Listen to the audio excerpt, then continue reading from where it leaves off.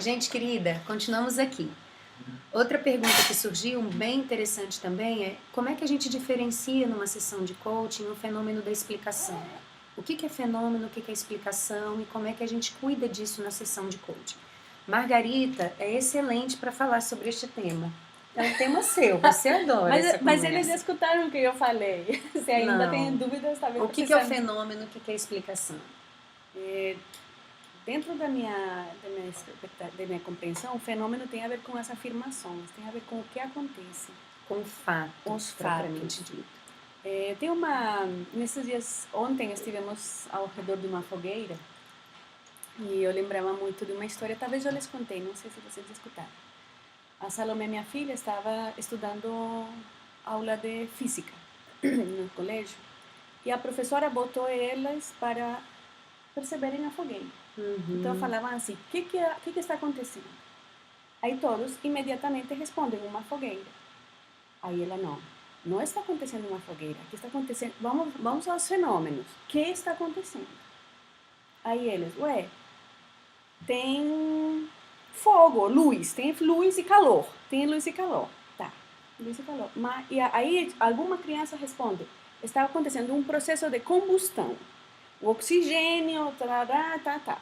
Aí ele falou, não, aqui a gente não está vendo oxigênio. Você está vendo oxigênio? Não. E você está vendo o processo de combustão?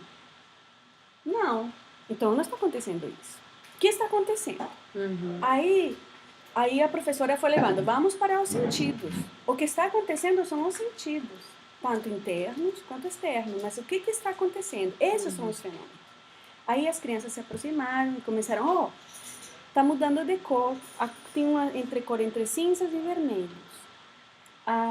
Tem madeiras que se estão queimando muito rápido e outras mais devagar. Tem umas que estão botando muita fumaça e outras não. Aí ela foi explicando, estes são os fenômenos. Então, eu acho que essa é uma metáfora bacana, porque o que está acontecendo, os fenômenos, tem a ver com nossos sentidos, tanto internos quanto externos, com o que está ocorrendo, independente da explicação que eu dei. Tempos antigos, décadas anteriores, outras entendiam o fogo e liam ele como o avô fogo que está aqui inspirando a comunidade. Como um Deus, né? Como um Deus. Vem outra época, outro discurso histórico, e vai olhar um processo químico de combustão, do oxigênio, hoje a gente fala, não, é um espaço de compartilhamento, o fogo significa a união. A gente vai explicando a cada momento os fenômenos que vão acontecendo, dados os modelos mentais, os discursos históricos nos quais a gente está. E a gente batiza, gente. Por exemplo, quando a gente olha para essa experiência e a gente já dá um nome para ela de fogueira, como eu entendo fogueira, vocês entendem fogueira, a Margarita entende fogueira, isso normalmente nos apazigua. Eu não preciso entrar nessa pergunta, às vezes, mais rebuscada que a Margarita está fazendo aqui, porque a gente acha que, falou fogueira, eu entendo fogueira, você entendeu fogueira, tá tudo certo entre nós. Isso é discurso histórico. É quando a gente para de questionar, por isso que é transparente. Porque se eu falo fogueira e todos nós entendemos o que é fogueira, a gente julga que essa informação é suficiente para que a gente siga conversando. Eu não preciso esclarecer o que é fogueira. Então, muitas vezes, a gente está lidando com o rótulo como se ela fosse a especificidade sobre o que está acontecendo ali.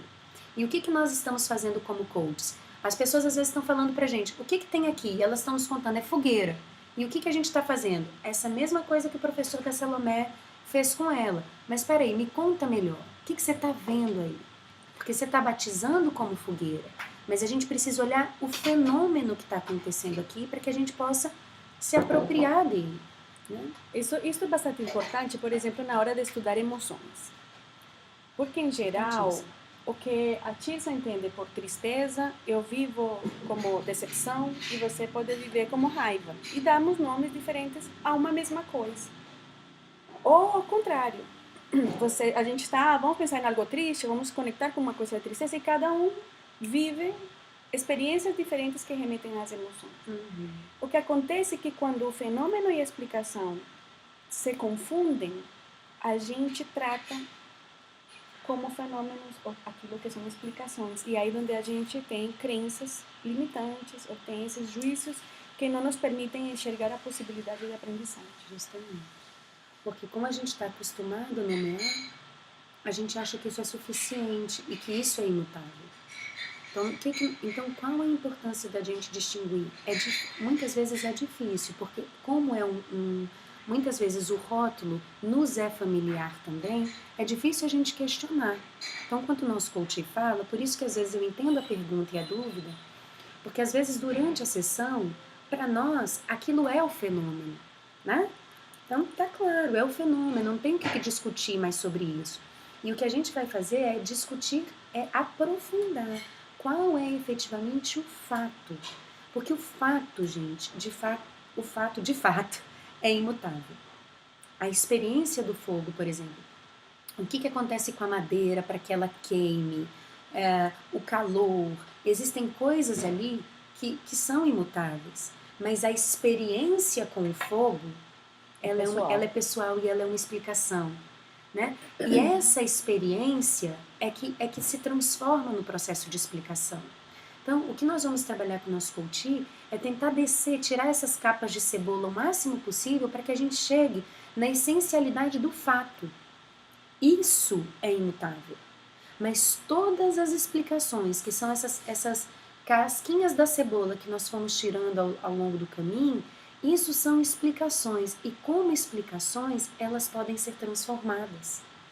E aí é onde entra toda a genialidade do processo, porque com isso a gente aprende.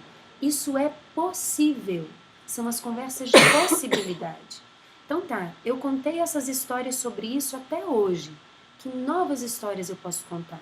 Como eu posso ressignificar essa experiência? Né? Então, a importância da gente distinguir entre fenômenos e explicações é perceber isso.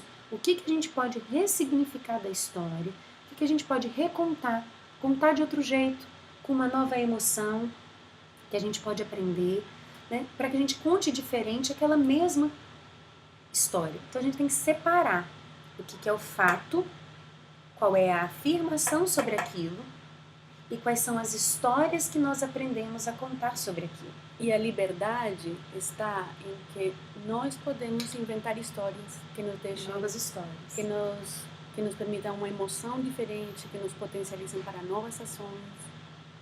Quando a gente separa a história do fenômeno, o fenômeno fica limpo para inventar em cima dele as histórias que a gente quiser. Exatamente. Bom... Espero que esclarecemos, achamos, né? Se não, pergunta de novo. Gente, então essas são algumas dicas para vocês. Vejam o que vocês acham e nos mandem novas perguntas para os nossos e-mails ou através do fórum no Era. Nosso objetivo é estar perto de vocês, dando mais insumos para que vocês se tornem os coaches lindos que vocês podem ser. Um grande beijo. Beijo, tchau.